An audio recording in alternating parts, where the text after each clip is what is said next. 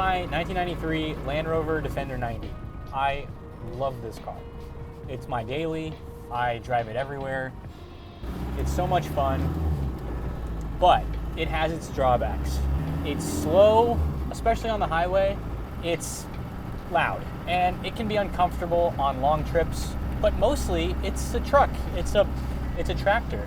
It's got a 2.5 liter turbo diesel engine. It's bumpy, it throws you around, which is great. I love it for that, but I really miss having a driver's car, and I miss shifting gears, not in what feels like a semi-truck, but a car.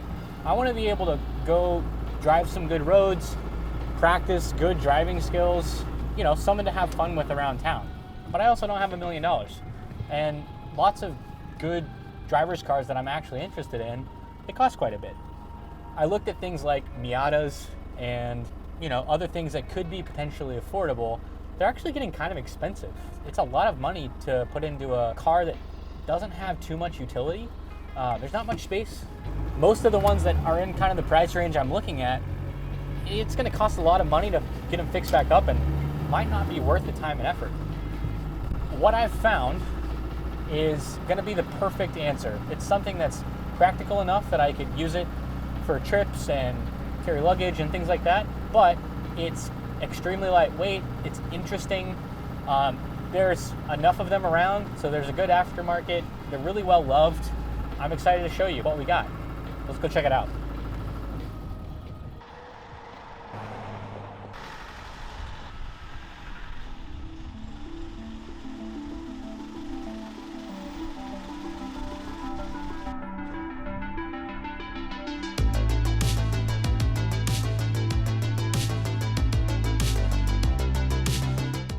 And here's what I found. A 1988 BMW 325 IS in Schwartz, or black.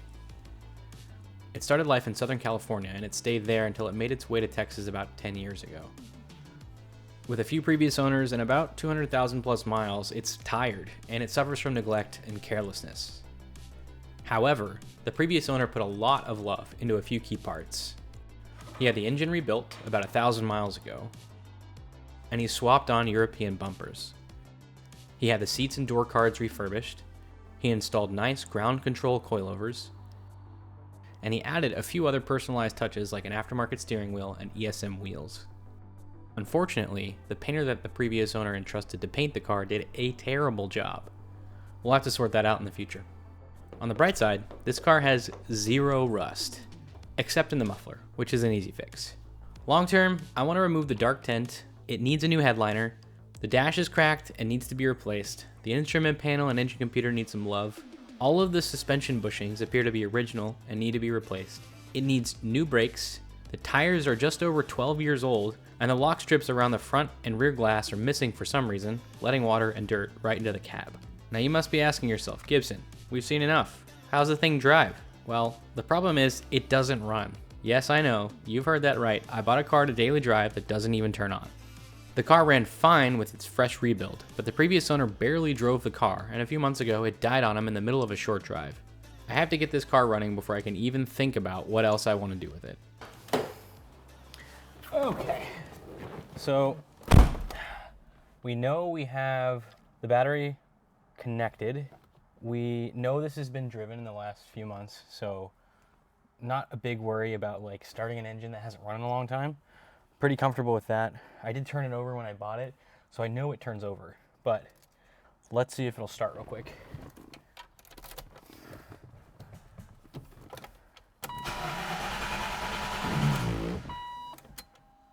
Same problem. We know it turns over, so it's getting power. Battery's not dead.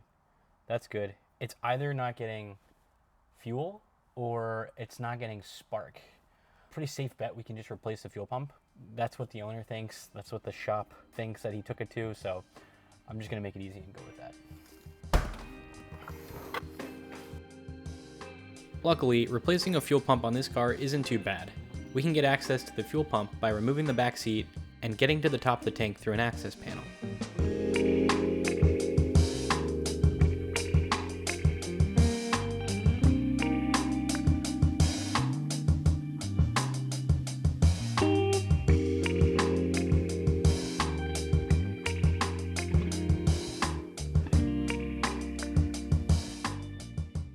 This fuel pump's definitely been replaced before, but it's still quite old and not in great shape at all.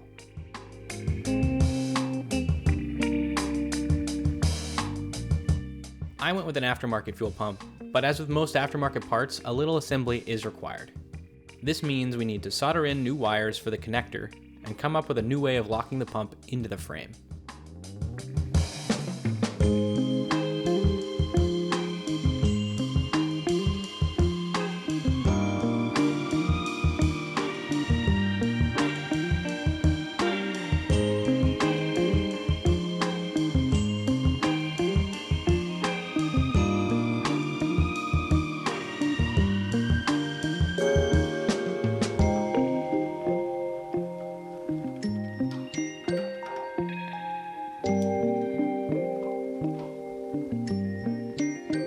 To test the fuel pump, we're going to pull the fuel pump relay.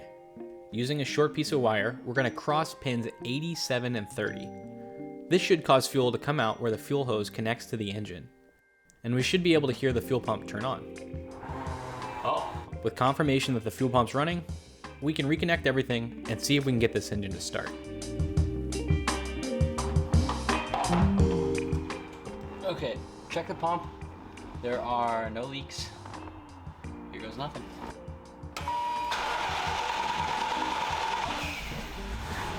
Hey! Woohoo! It runs! That's all I needed was a fuel pump. Unfortunately, as you can probably hear, it has a valve tick. We're going to give it a short test drive tomorrow to rev it up a bit, but looks like we'll be doing a valve job.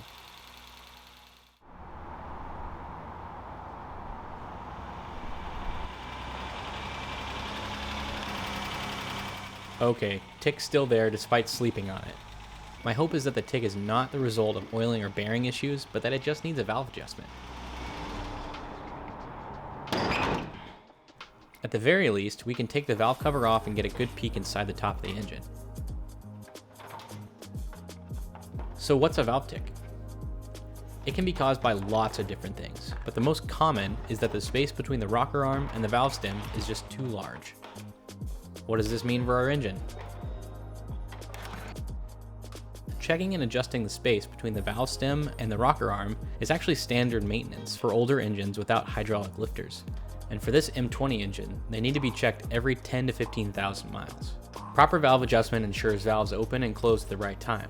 This prevents wear, ensures peak efficiency and power, and can even help avoid catastrophic engine damage on interference engines like our M20 here.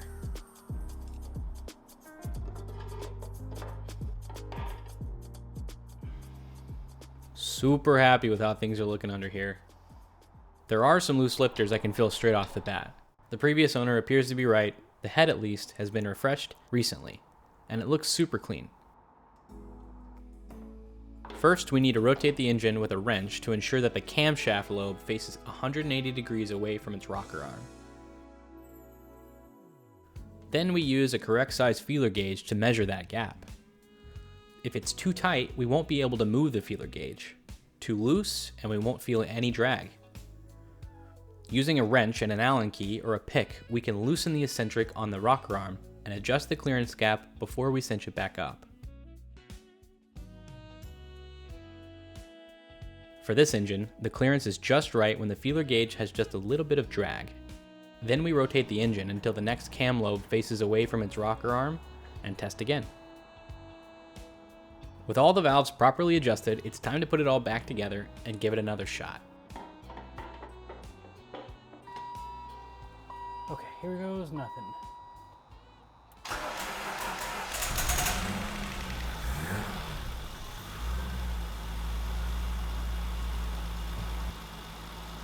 I think our tick is gone. Oh yeah! So much smoother. We're going to take one more quick loop around the block to make sure that worked. And tomorrow we can tackle the other thing keeping us from a proper first test drive. The front and rear glass are still not properly sealed.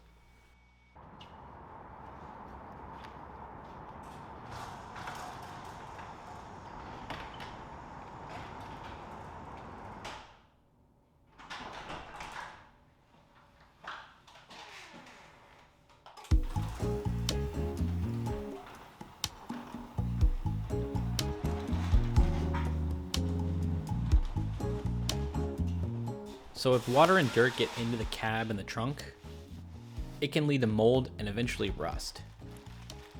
I have to park this thing outside periodically, and I want to make sure it's sealed now. We can install the missing window lock strips for the front and rear glass to keep water and dirt from getting around the loose seal and back into the cab.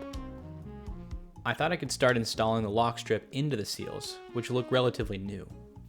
But upon closer inspection, there is dirt caked into the seal around the window. It appears the car was left outside for a short period of time, maybe when it sat outside a shop for a few months while the previous owner decided whether to sell. That means we have to take out the glass and the seal and give everything a proper clean to make sure it's all done the right way and doesn't leak any further. This also gives me a deeper look at hard to reach areas and confirm even further that this car is virtually rust free.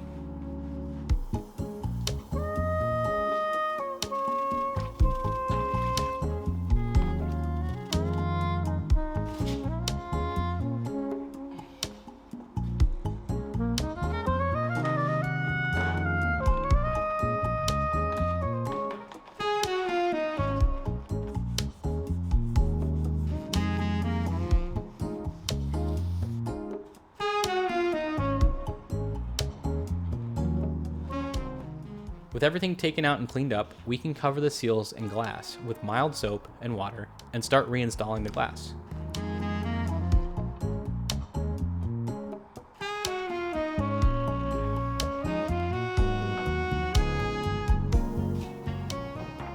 Now that the glass is back in, the worst part of this job starts.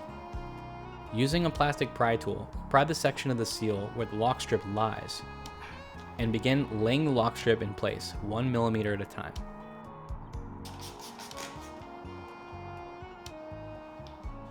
As I said, this windshield seal is actually fairly new, and I have a receipt for it from the previous owner. Not sure where the original lock strip went, or if it was too difficult to install and just left out, but it was extremely tight getting the new strip back in. A lot of these jobs are tedious and not very fun, but it is these annoying, simple tasks that keep these projects off the road. Sometimes it just takes setting your jaw, getting to work until it's complete.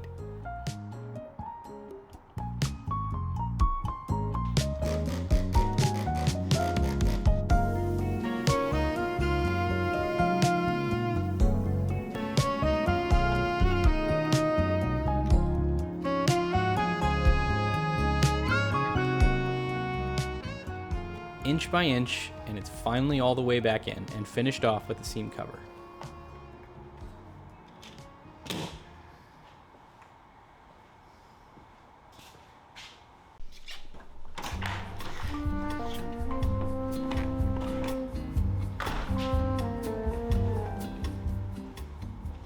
That actually took me a couple of evenings, and my hands were trashed at this point. I was not looking forward to doing the back, but I really wanted to drive this thing properly.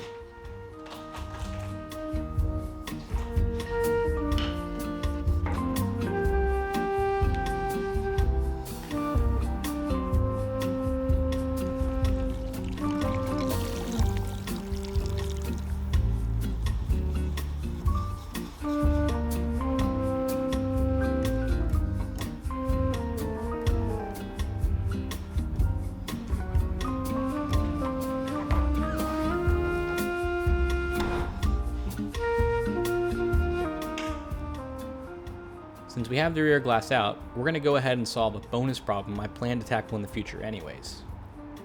We're going to remove the dark tint from the rear glass. Removing tint, similar to window locking strips, is just tedious. It takes patience and a willingness to go slowly to do it right. Move too fast and it takes 3 times as long. I'm using a steamer, but you can use anything that will heat the glue up holding the tint to the glass. A heat gun, a hair dryer, or even tackle this job after the car has sat in the hot sun all day. I'm also using a utility knife to lift the edge of the tent. I'm not scraping the tent, I'm just using it to grab a piece that I can pull away once the glue is heated up.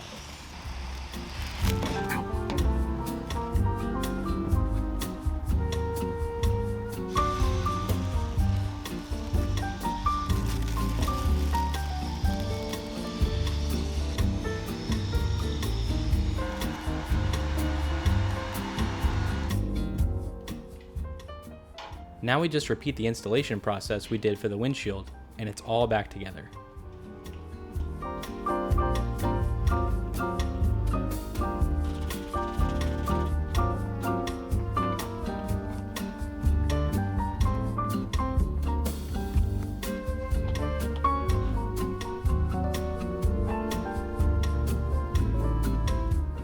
We also need to replace the worn radio antenna seal that is letting water into the trunk. It's a simple enough job, you just need to access the antenna and drive box from behind the trunk carpet, and act surprised when we find cut wires. We'll add that to the list of needed future repairs. Pulling the antenna down far enough allows us to install the seal before reinstalling the antenna.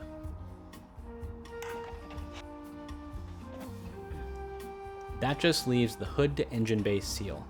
This one's a piece of cake, it just presses into place over the seam.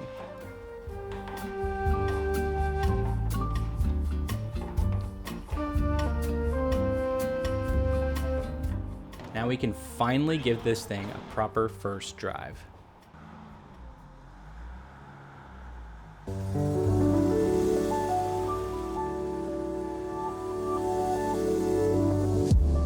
And here we are. We are driving around in the 325 IS. Oh, it sounds so much better after fixing the valves. I think it's healthy. Time will tell. I haven't really quite driven it enough. All I did was pull it out of the garage and pull it back in. The few times we were just testing for the valves. The suspension clunks really bad. It's definitely not set up perfect. It needs new brakes. It feels healthy. It shifts good. It revs good. I think it runs still a little rough.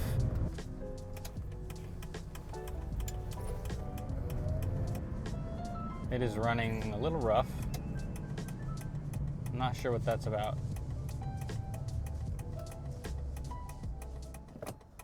It died.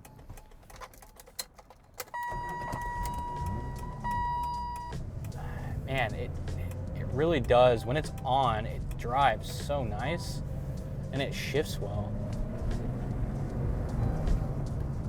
It does tend to die when we're coming to a stop though. All in all, it's a really good project. I think it's going to be a good little kind of daily driver. It's going to just take half and half duty with the Defender, and we've got another little car to rip around in, which is a lot of fun. The valve tick's gone, which is nice. We fixed that for sure. It's got seals in it now.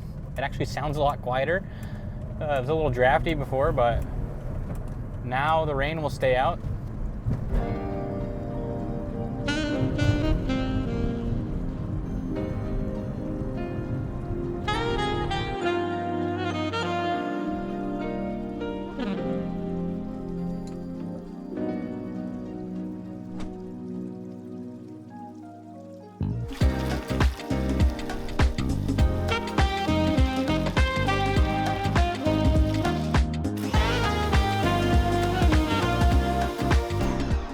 So what's next?